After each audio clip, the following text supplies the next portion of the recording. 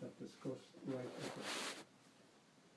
I have heard that on one occasion the Blessed One was staying near Savatthi in Jeta's Grove, Anathapindika's monastery. Then a certain devata, in the far extreme of the night, her extreme radiance lighting up the entirety of Jeta's Grove, went to the Blessed One. On arrival, having bowed down to him, she stood to one side. As she was standing there, she said to him, "Tell me, dear sir, have you crossed over the flood?" "I crossed over the flood without pushing forward, without staying in place." "But how, dear sir, did you cross over the flood without pushing forward, without staying in place?" "When I pushed forward, I was whirled about. When I stayed in place, I sank. And so I crossed over the flood without pushing forward, without staying in place." The Devata: "At long last I see a Brahman totally unbound, who, without pushing forward, without staying in place, has crossed over the entanglements of the world." That is what the Devata said. The teacher approved, realizing that the teacher has approved of me. She bowed down to him, circumambulating him, keeping him to her right, and then vanished right there. Okay, thank you. So, getting the meaning of Ogha Tarana Sutta, Ogha Tarana, back to your mind. Ogha is a huge flood, and we are going to overcome the flood or cross the flood. So, devatas, are you familiar with devata? Devata are like little angels, like heavenly beings that fly with huge radiance. And so they are mostly around the Buddha, because Buddha is always talking about the Dhamma, and they love to come and listen to the teachings. So they are all around them. So this is a place where one of the devatas come down at Jetavanarama, Jeta's Grove in Savatthi, and asks this question. And the question was, "Tell me, dear sir, how you crossed over the flood." So how would one cross a flood? One has to swim, or walk across, or take a boat, or but he says, "I crossed over the flood without pushing forward, without staying in place." Now, what comes to your mind? How would one cross a flood and come out of the flood without pushing forward, without staying in place? Any comments on that? Maybe he can rise above it. Yes.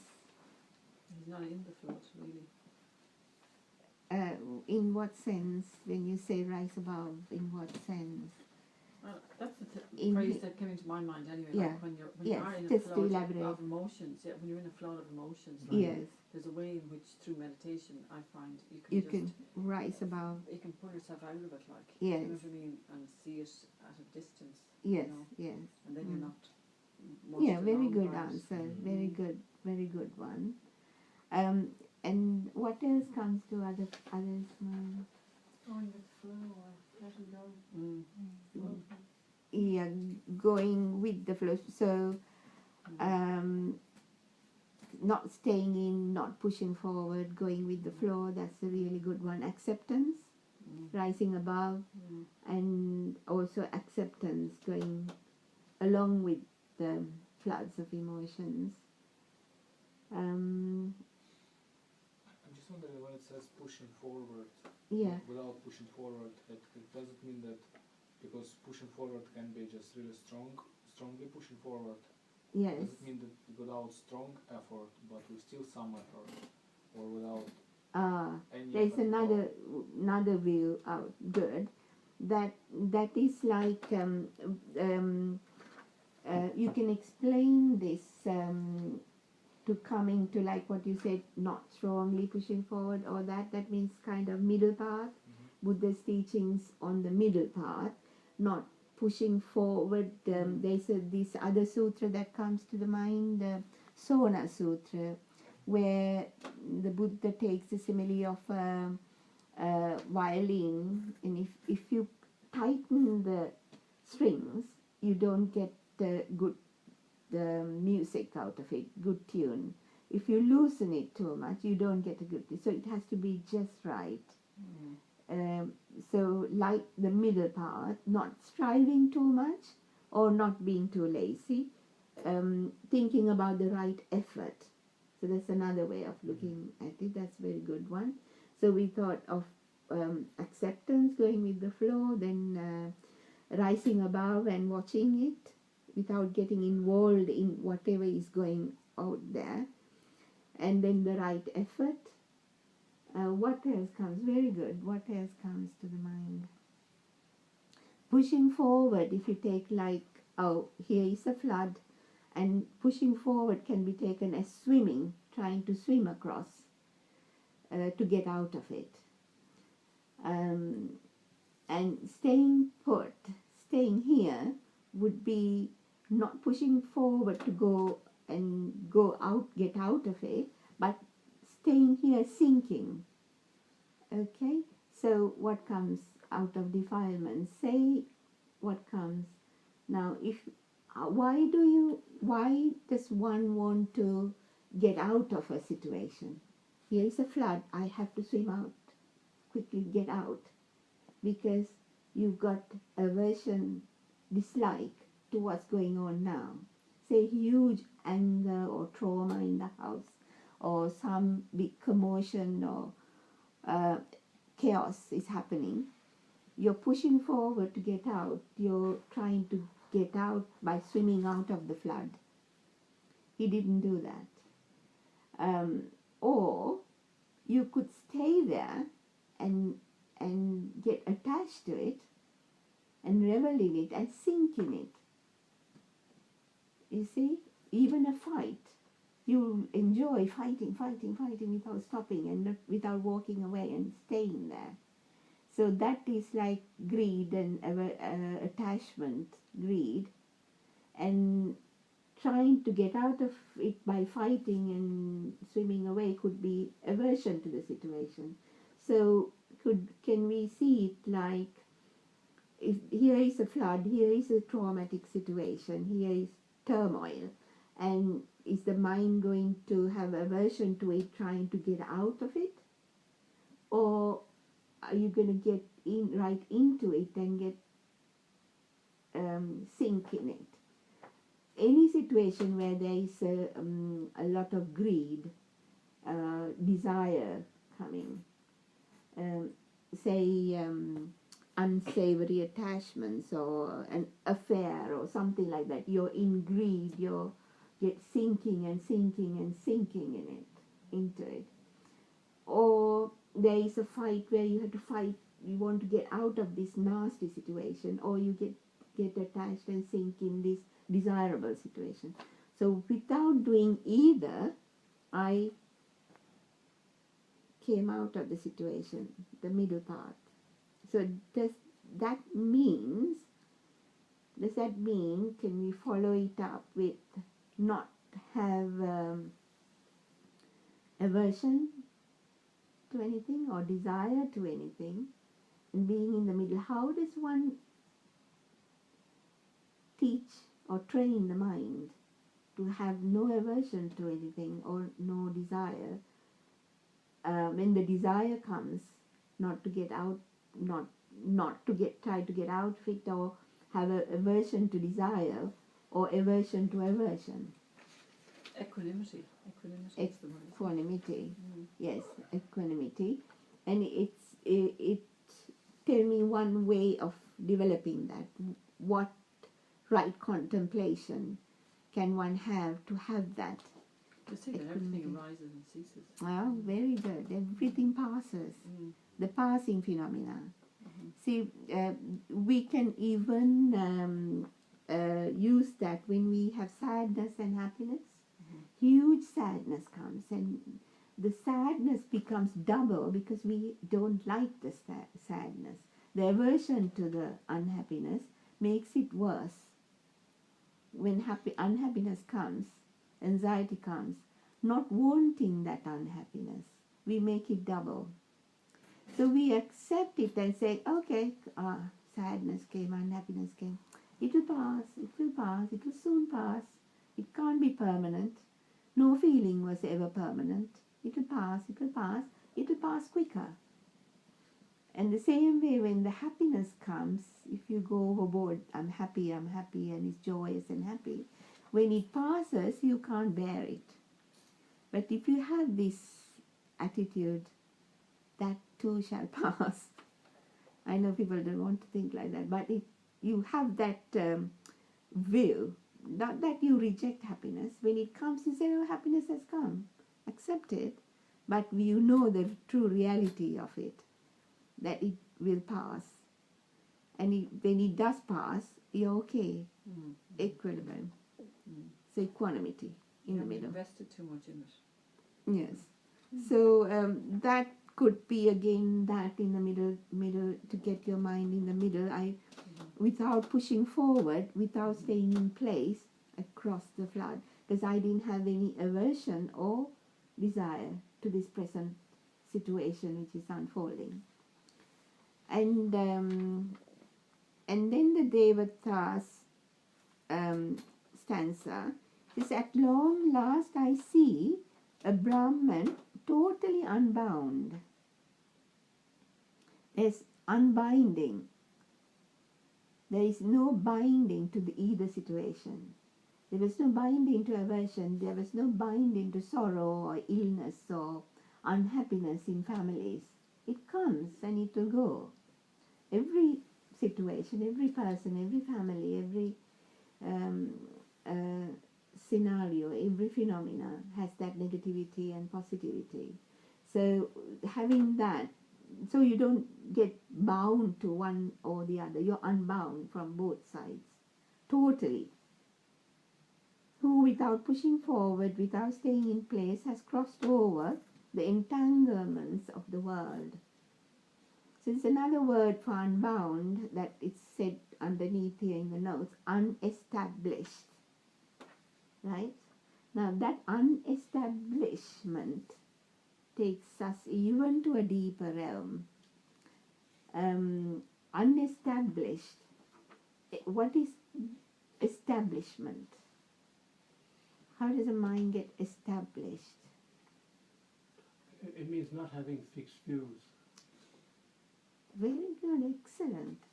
So having a fixed views, fixed ideas, fixed understandings that this is so. This has to be like this. This is the way it is right. This is the way it has to unfold. We have millions of fixed views, isn't it? Fixed views is one major point that causes suffering. Take a family scenario. Husband has to be like that. Wife has to be like this. Wife has to cook a nice meal every day when I come home. Or I have to do this and wash the car, whatever. All these millions of fixed views keep our expectations from each other. So fixed views, what does a fixed view does to your mind? You have a fixed view, then a thought pattern starts like an intention. An intention, like a thought pattern, this has to be like that, or I have to do it like that. So I don't know whether anybody has the Paticcasamuppada, the dependent origination. The intentions or the thought patterns create the next moment, existence, right? This might be something new. If I think, oh, I'm hungry, I must go and cook, I create the next moment of getting up and going and cooking. So I created the next few hours of existence. That thought only made it happen. If I thought, I'm hungry, but I will drink a glass of water and that's fine. So I didn't create the 2 hours of cooking. So the next moment is created by your own thought manifestation. So these views and intentions create the next moment, thought patterns, the bhava. So Buddha has said this in a process called paticca samuppada, dependent origination, where it says the intention creates the next bhava, the existence, and existence creates birth of thoughts, birth of a body, birth of feelings, birth of consciousness itself. And that birth, you probably know, sankara pacca, bhava pacca, jati pacca, that birth creates a dukkha, suffering. So all these births create suffering. Okay, so we are going backwards in that to stop the suffering. This is quite deep, but if you get the gist of it, it's huge big Dhamma coming. It will go in your mind as little seeds, and these little seeds will germinate into big huge tree of wisdom one day. But somebody has to put it through in your mind, through your ear to your brain, a little seed. So maybe these are little seeds going in if you've never heard of this before. Because in Buddha's teaching, he says the first level of wisdom is the suttamaya prajna, the wisdom you get by listening, and then goes to chintamaya prajna, that is the wisdom you get by thinking and contemplating of what you heard, and then the meditation wisdom, where you have direct seeing to what you contemplated. So you will have direct seeing with the vipassana meditations, the insight meditations of these teachings. So the first seeds of that, this is the way the thought creates the next moment, existence, which will create huge births of your 5 aggregates. Those who know 5 aggregates. The aggregates are the body, the feelings, your perceptions, more feelings, more thought patterns, and more consciousness. And that eventually will lead to your suffering. So less of fixed ideas, less of expectations from other people, and more of what? Going with the flow, going with unfolding, taking unfolding for unfolding. Unfolding as an unfolding. There are no fixed views. This should be this should be that, because both pass away. There is no right way and a wrong way, because they both arise and pass. So in that sense, that unbound and the Buddha's level of suffering is 0. So no suffering, no agitations to whatever unfolds. Even if you had 5 things going wrong and 1 thing going right for the day, so what? That's the way it unfolded. If you had a view that I need to have 5 things going right and only 1 to go wrong, agitation and disappointment, isn't it? No expectations, and just going with the flow and going with the unfolding, taking the unfolding as a phenomena. Because of causes, this unfolded. When the causes are not there, it's not there. Nothing to do with a person. That doesn't mean you don't take responsibility for what you do. You do take responsibility, but the process is a cause and effect. So you don't blame yourself. You take responsibility and put it right, but you don't have regret and blame yourself. You apologize, but you don't torture yourself with blame. Because it happened, you shouted at somebody because anger came, because stress was there, because that happened, because this happened. It was a whole series of causes and effects. And verbally, some harsh words came out. So you see the pattern and you make a resolve, I'll be more aware of this. and more mindful. But what unfolded due to causes. So, and you take it that it happened, past. And the very next moment, you're a new beginning. Yeah, I was thinking about that actually. I mean, I think it's one of the most radical things in Buddhism actually, is not to be attached to fixed views, because people Yeah. are so attached, you know, either kind Yes. feeling full or feeling gale or whatever it is, you know, Yes. that you are, you know. But I was thinking about it, you know, we had a referendum here a few weeks ago, you know, in Yeah. Ireland. You heard about all that, I'm sure. Referendum on Yeah, gay yes, marriage, yes, you know, and it yeah. passed. Mm. And like, it was, you could really see that the Catholic Church, like, they just had no tools at all. Yeah. They were just completely wedded to their fixed views. Yes. So that when things changed and the culture evolved as it did, like, they just had no tools at all to respond to it, like. Yeah, and you know, couldn't they had take nothing. it. No. Mm. And it was a really good example of how your fixed views are a trap. Yes, really. yeah, and this is the sinking of Yes. it. Yes. And then yeah. trying to change these, it's like the trying to swim across the flood. Yes. But of yeah. course, that doesn't mean that you stay like a doormat and No, not no. talk about your views. Mhm. You do say that, and that's Mhm. it. That what you Mhm. can do, what will unfold, will unfold. Mm. So, because of huge millions of causes, Mhm. something happens due to a lot. Your input plus a lot of other causes. So when you understand that cause and effect process, Mhm. and be detached and rise above, isn't it? Mhm. Mhm. It's very The- liberating. Yes, yeah. And also another way of contemplating on these views is like when we were watching the breath, we took the in-breath, out-breath, in-breath, out-breath. And in the moment, if someone watches this very acutely, you'll see that if even the in-breath passed, the out-breath passed, and then another in-breath came. So if in-breath is good, out-breath is bad, or in-breath is happiness and out-breath is unhappiness. They both arose and passed and came and went and came. No one could control it. It happened because of cause and effect. And because of lot of causes, one thing unfolds. So you are just the observer. If you can be the observer. And if the present moment, when we were in the present moment in silence for a while, sinking into the silence, and you would have noticed some certain sensations come and go. The coolness came and went, little sound came and went, something, tightness, pain, everything this passed, bird sound passed, a creaky sound passed, and hot passed, the ache in the leg passed, another sound passed. So all the sensations pass. So your consciousness is going from one to the other, the sense bases. Tap, tap, tap, tap, tap, tap, like that over the six.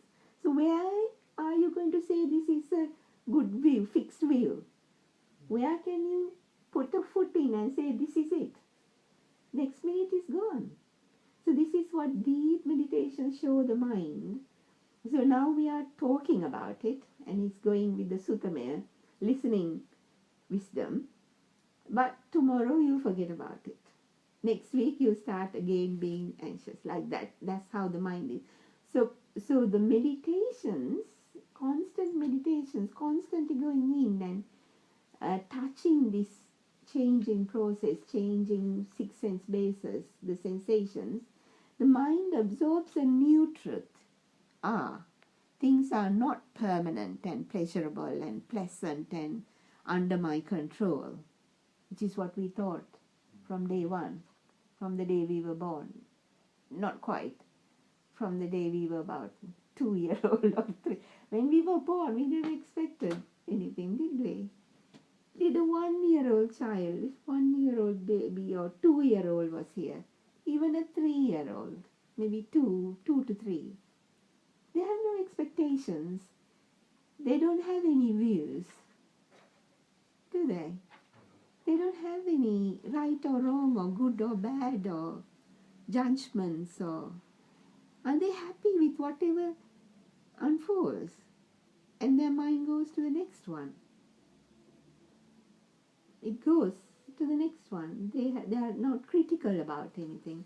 So basically we have to reprogram our mind back to that. non-judgmental, no expectations, unbound. It's difficult. And that now do you get the deeper meaning of unestablishment? Yeah, not establishing anywhere. Why? Because the moment passes so quickly. It's a moment. So let it pass, let it pass. So that word, passing, passing, passing, is a good word to keep in your mind, whatever emotions arise, whatever unfolds in front of you, not getting established. So we're not going to try to swim across or sink in. Just be. Do you get a deeper meaning to that now, yeah? I think though, with this though, to say you need a certain amount of courage, I think, this. Like, to be able to, like, you think about some of the circumstances that people find themselves in their lives, particularly, you know, very difficult circumstances where they don't have any control over. Yeah. That's a very hard thing maybe sometimes to just not run away from it or not, you know what I mean? Yes. To just let it pass, because sometimes it feels It's like a very long time difficult. for something to pass. It's very difficult. Very, very it takes a lot difficult. of, Yeah. You will fall 100 times, and yet, if this comes to your mind and you retract, give yourself 100 marks. That's true. Because I find like sometimes I take one defilement, I look at my mind and think, this is something I have to work on, my mind. And then I work on it over a year. And then I find at the beginning of the year when I start, in a week, I notice this happening and I'm trying to be aware of it, and I've lost it, and then some days in the middle of it I catch it, and some days in the beginning, and then the next month it happens, and then as the months go, it becomes less the amount of times this arises in the mind. And when further 1 year I look back and say, God, I can't even remember when this defilement came in my mind. Was it when that happened in March? Now I'm in October. And 6 months, my mind was free of that particular defilement. And then you know how you can get rid of it. So if you put your mind to it, the wisdom is smarter and stronger than the defilement. At the beginning, the defilement thinks, I'm very strong. No way, you are so, go really flat. You can't, because the defilements come like this, isn't it? I'll tell this little story I've probably told before. If you think like, say there is this real nasty terrorist terrorizing this town, and the CID is looking for this terrorist, and everyone is so scared, and they're, of this terrorist. And the CID is walking when there are events outside, very alert to see anything happening, to get this terrorist. One point is the terrorist has to show his face up for the CID guy to catch. If the terrorist never shows his face, he'll never be able to catch, isn't it? So that's the point. If the defilements come up, well and good. That because they come up only, I catch them. So when they come up, oh, anger came, well done, anger. I know anger came. Anger now, it's passing, you're impermanent, passing. So this CID guy, looking everywhere, suddenly catches the eye of the terrorist, eye to eye contact. What would this terrorist feel? Now this big guy with such power suddenly catching the eye of the terrorist, all the power goes down, isn't it? And like a shrinking balloon, power goes down. Exactly, that's exactly what happens when you look at a defilement straight on, and when you acknowledge, when you know, desire has come, and then suddenly it frizzles off. Anger has come. Suddenly it frizzles off. So acknowledging it, just looking at it face to face. The problem is anger. By the time you look at it and acknowledge, anger has come, it's gone and become a full-fledged anger, and you screamed and shouted and thrown a few things around, and you think, anger came into me. And then still, if you keep on doing it, you keep catching it earlier and earlier and earlier. And one day you'll catch it at the beginning when the mind gets that sour, agitation, uncomfortable feeling of anger, annoyance. You catch it, annoyance, and it will fizzle out. So, if you remember the meditation that we guided today, like to watch the beginning, middle, end of the breath, and beginning, middle, that's a huge training for the mind to catch something at the beginning. Because we catch even the breath at the beginning, at the onset, we only catch at the middle, when the breath actually touches grossly, the full breath. That's the middle that we catch, and then the end, finish. But you have to have effort to catch the beginning of the next breath. Really catch the beginning of the next one. Otherwise, you're only catching the middle of a breath, just like anger or any other emotion or any other defilement. But as you keep on practicing beginning of the breath and beginning of the out breath and beginning of the middle breath, the mind is trained. Mind is like a little puppy. Train it and it will do it. And you start catching the defilements at the beginning. Okay? So, Sorry, no, go on. so all these little meditations that we do in guidance, you'll know that there is a meaning to why we do it. And the end, and as you watch the end, that is also very profound. I don't know whether you noticed, once I said, let it go to the end and gap, and let go to the gap, and then catch the in-breath again. Beginning, middle, end, let go. So the mind notices something, that if you let go, there's release. Every time you let go, relief. Every time you let go, relief. And that's the carrot. Then it will know, I'll let go anger, relief. I'll let go this uncomfortable jealousy, release. Let go and release. So catch at the beginning, let go at the end. And you keep training that. It just reminds me when, sometimes you do think that like some things are so difficult, you can't deal with them or can't deal with meditation or whatever. But there's a beautiful book for people written in prison, actually. It's all about, it's these two people in America who spent time in prison themselves when they were younger, and they went on to develop meditation and Buddhism and all that.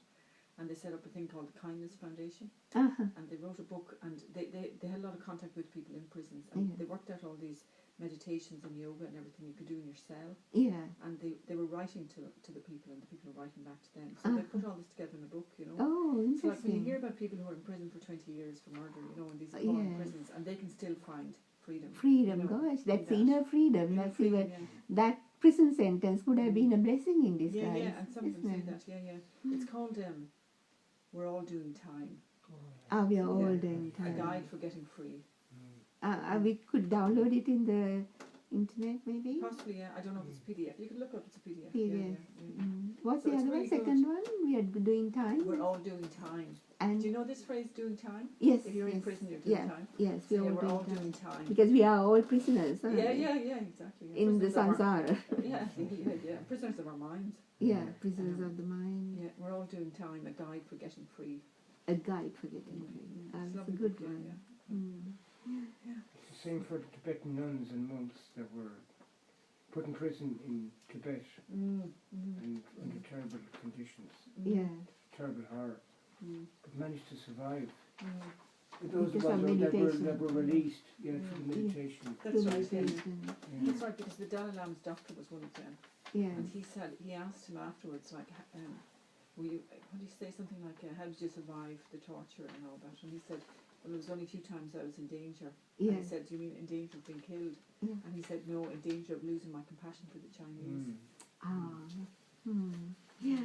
Yes. Even in those conditions, he was still practicing metta for his captors. Great. And the sitting and walking and sitting, walking, the meal time, then sitting, walking. It's like a day retreat in prison, isn't it? They get a meal. So interesting. There's nothing to bombard our senses. No It's like TV or anything. Yeah. Music. Nelson Mandela was like that as well, Yeah. apparently, you know. Nelson Mm. Mandela, yeah. Yeah, Mandela, Nelson Mandela, 27 years Yeah, in yeah. prison. Because the guards were supposed to be brutal to him, and they had to keep changing the guards because Yeah. they would make friends with him and they couldn't Mm. be bad to him. And the compassion helped the metta meditations, I guess. And have you heard of these jhanas, samadhi jhanas? That the samadhi meditation, the little samadhi, the word samadhi is one pointed concentration. That when we did the metta meditation, the loving kindness, we went up and went to calmness with joy and left the body. So basically with this metta meditation, you can go to the samadhi state or with the breathing meditation. It's easier with the metta meditation because your mind gets filled with joy, and then the mind gets concentrated to one calmness with joy and light and brightness of the mind, and that's like samadhi. So deeper states of samadhi is jhanas, and jhana are 1, 2, 3, 4 jhanas. And first jhana is you can get locked into it with bliss, rapture, one pointed serenity. You get locked in like setting a yogurt or piece of cheese. It's set, and you don't have to have effort to keep it there. Once it goes there and it's there all the time, it gets locked in. Suddenly it's there and it doesn't come out, and you don't have to put an effort to keep it there either. Without thought. Thoughts are not there. No thoughts at the time. And if one goes to jhana and stays like all these nuns in Tibet and rishis in India used to go to these jhanas and stay for long periods of time. And that is with being in bliss, in inner bliss and inner rapture. That's more profound than any happiness that you get from sensory pleasures. The scripture says, especially the 7th, 8th jhanas are total. That's a lot of work. Yes. One might never get there in this life. Oh, you will. There are, if Buddha says in one sutra, if one can get there, I can think like that. If one can, because it's all human mind and the potential is there. It's a matter of doing every day. 10 minutes, 15 minutes, 20 minutes, and then one day you'll cross over where you will come running to sit and this experience this inner bliss and samadhi. So it's worth doing. That's the second stage. Sila is the first, samadhi is the second, and on that only the vipassana will unfold. Even if you don't get to those heights, you know, there's still a lot to be gained. Yeah, yeah. Yes, even light samadhi. Even today, when we were doing that, like even for the first time, when you raise your mind up to elevate the mind to a place and even leave the body and go, leave the body awareness and go with the happiness, or joy, peace, and be with that and fill with joy. That's great. It's very difficult to explain that to anybody though who doesn't experience it, you know. Yeah. Like I know one of my friends thinks it's a bit sad, you know, that I spend my weekends on retreat, you know. Closing eyes closed. Yeah, that I should be out having a good time, you know. Yes. It's impossible sometimes to talk to people about things like this. It's completely impossible. I mean, you just don't bother. No, you Yeah. don't bother, no. You don't And then bother, no. people might say, and if they do hear about it, they say, oh, I didn't know you practice meditation or you've stayed in Buddhist monasteries in different countries and all that. But it's even your own family, like my sister, yeah, no problem. But the rest, not really. No, you can't explain it anyway. Can't, no. And once they only do it and realize for a little and then get the hang of it, isn't it? And you There's- see them having so much suffering that they could suffer less if only they did Yeah, it. this is where the compassion comes.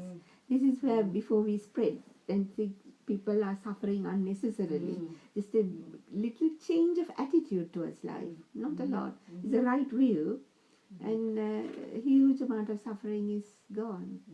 This reminds me of a story. A non-Buddhist has walked into a hall where lots of Buddhists were doing seated down meditation, and he had asked, what are they doing? Are they practicing to sleep upright? Sitting down.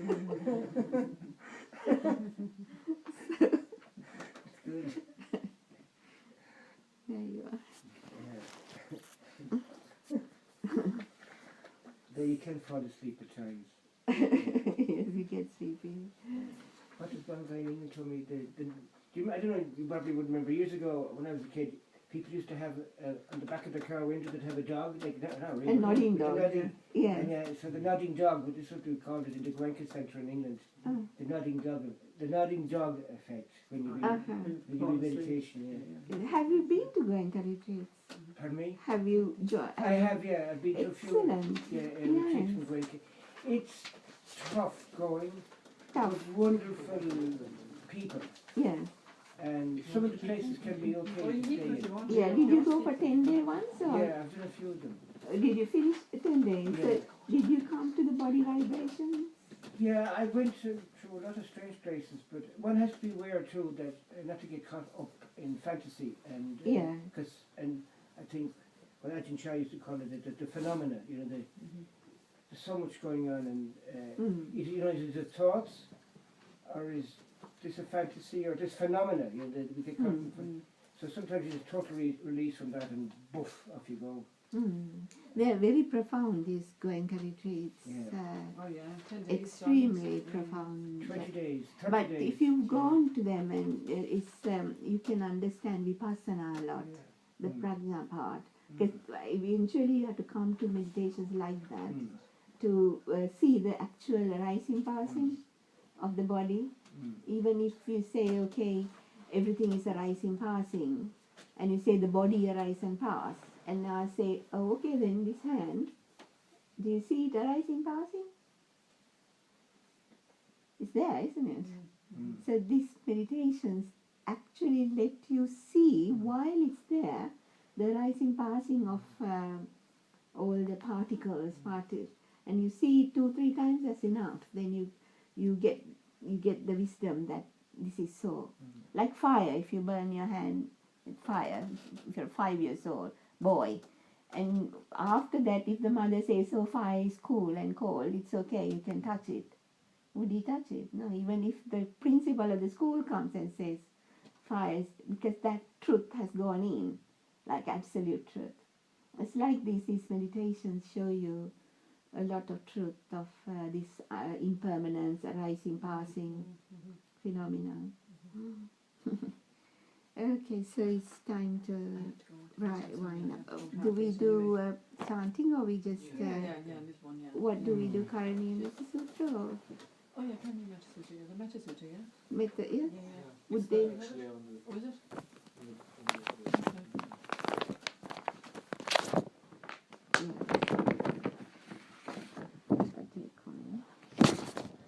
there is Pali and English one on the other side. Oh, you did the English one because it was new. What Dr. Shiva? Oh yeah, okay. Your English one, yes. It makes sense, yes. Then yes, second page. This Karani Metta Sutra, have you heard about that? It's called metta. Word metta means loving kindness and compassion. So this is a sutra that Buddha taught to do, like, very powerful to do even every day, and to become that. In fact, we chant it over and over again. But one day, our blood and the bones and everything has to become this. So when we chant this, you'll see how beautiful it is.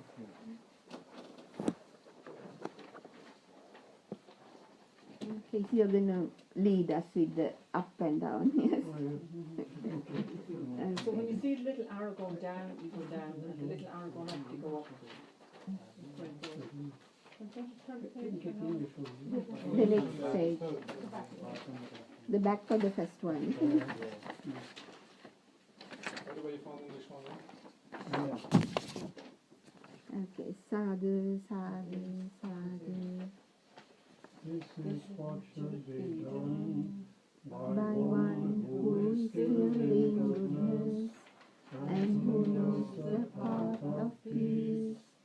Let them be able and upright, straightforward and gentle in speech, humble and not conceited, contented and easily be satisfied, unburdened with duties, and frugal in their ways, peaceful and calm, and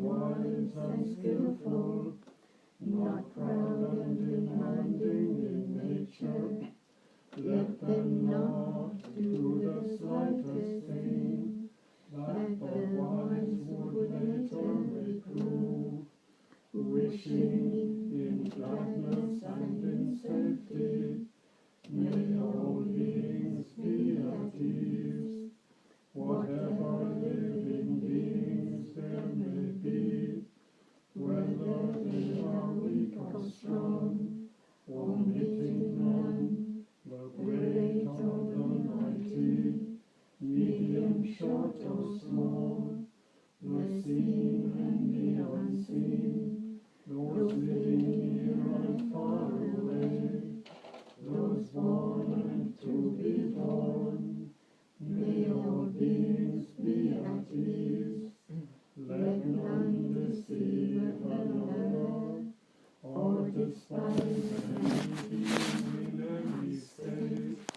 Let none through anger or ill will wish harm upon another, even as a mother protects with her life her child, her only child.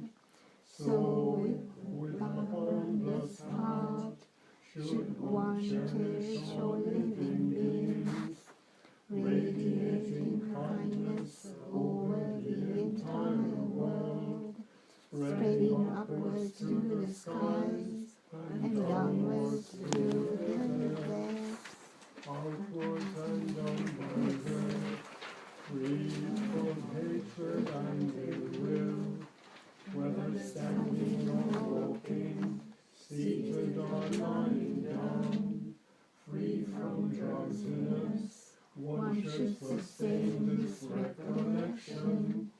This is said to be the sublime abiding, by not holding to false views, the pure-hearted one, having clarity of vision, being free from all sense desires, is not born again into this world. Sadhu.